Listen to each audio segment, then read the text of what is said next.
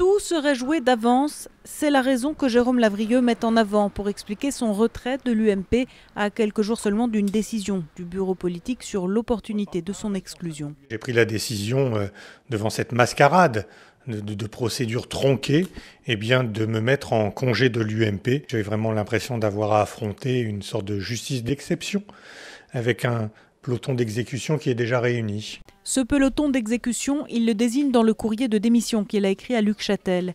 Il évoque un carteron de Premier ministre à la retraite, c'est-à-dire François Fillon, Alain Juppé, Jean-Pierre Raffarin. Dans son courrier, il rappelle que les accusations de malversation comptable lors de la campagne de Nicolas Sarkozy en 2012 se fondent sur ses déclarations du 26 mai dernier sur BFM TV. Il estime qu'elles ont été interprétées de façon erronée. C'est une ventilation des dépenses liées à la campagne sur d'autres opérations.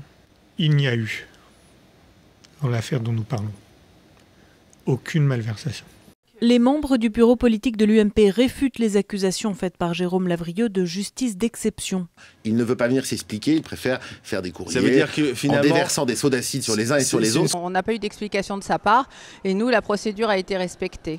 Même si Jérôme Lavrieux ne renouvelle pas son adhésion à l'UMP, la procédure sur une éventuelle exclusion se poursuit. La décision devrait être prise le 4 novembre prochain.